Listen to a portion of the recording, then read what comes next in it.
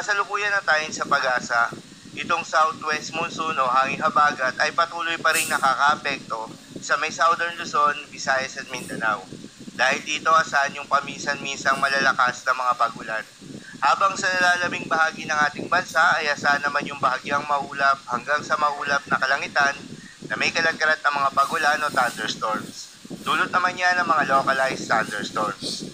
Samantala, yung isa sa dalawang sama ng panahon na binabantayan ng pag-asa ay lumakas na bilang isang tropical depression o mahinang bagyo. Yung unang sama ng panahon ay yung low pressure area na nasa loob ng Philippine Area of Responsibility na huling namataan sa layong 430 kilometers east ng kasiguran Aurora. Mataas na ang tsansa na maging bagyo ito sa susunod na 24 oras at posible maglandfall sa northern portion ng Luzon sa mga susunod na araw.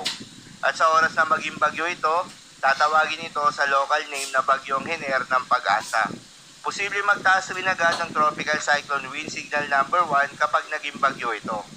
Ayon naman sa Japan Meteorological Agency, ang nasabing low pressure area ay isa ng tropical depression o mahinang bagyo.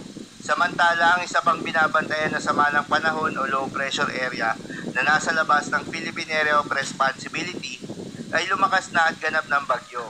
Huli itong namataan sa layong 2,165 kilometers east of southeastern Luzon, taglay ang lakas ng hangin na umaabot sa 45 kilometers per hour malapit sa gitna at pagbugso na umaabot sa 55 kilometers per hour, kumikilos ito pa west-northwestward sa bilis na 20 kilometers per hour. Inaasahan na papasok ito ng Philippine Area of Responsibility ngayon darating na Martes at tatawagin naman sa local name na Bagyong Helen. Ayon naman sa forecast track, hindi naman ito inaasahang maglalandfall sa ating bansa, mananatili itong malayo at walang direktang epekto.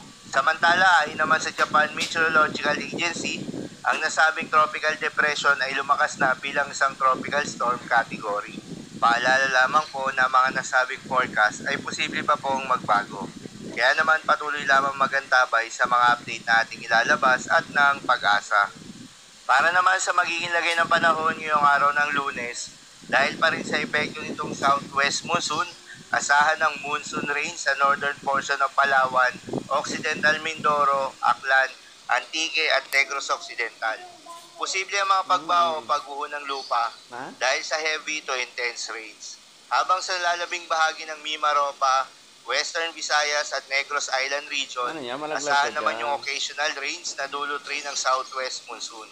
Posible rin ang mga pagbaha o pagguho ng lupa dahil sa moderate to heavy rains. Habang sa Zamboanga Peninsula, Barm, Soc-Sargent, Caraga, Northern Mindanao, Bicol Region, Batangas, southern portion of Quezon, Zambales, Bataan, at nalalabing bahagi ng Visayas ay asahan naman yung maulap na kalangitan na may kalat-kalat na mga pagulan o thunderstorms. Dulot pa rin yan ng southwest monsoon. Posible rin ang mga pagbaha o pagguho ng lupa dahil sa katamtaman hanggang sa kung minsan ay malakas na pagulan. Habang sa Cagayan at Isabela, asahan rin yung maulap na kalangitan na may kalat-kalat na mga pagulan at thunderstorms. Dulot naman yan ng trough ng low pressure area. Posible rin ang mga pagbaha o pagguho ng lupa dahil sa katamtaman hanggang sa kung minsan ay malakas na pagulan. Para naman sa Metro Manila at nalalabing bahagi ng Calabarzon at Mindanao, asahan naman yung bahagyang maulap hanggang sa maulap na kalangitan na may kalat-kalat na mga pagulan o thunderstorms. Dulot pa rin yan ng southwest monsoon. Posible rin ang mga pagbaha o pagguho ng lupa during severe thunderstorms. At sa lalabing bahagi naman ng Luzon ay asahan rin yung bahagyang maulap hanggang sa maulap na kalangitan na may kalat-kalat na mga pagulan o thunderstorms. Dulot naman yan ng mga localized thunderstorms. Posible rin ang mga pagbaha o pagguho ng lupa during severe thunderstorms.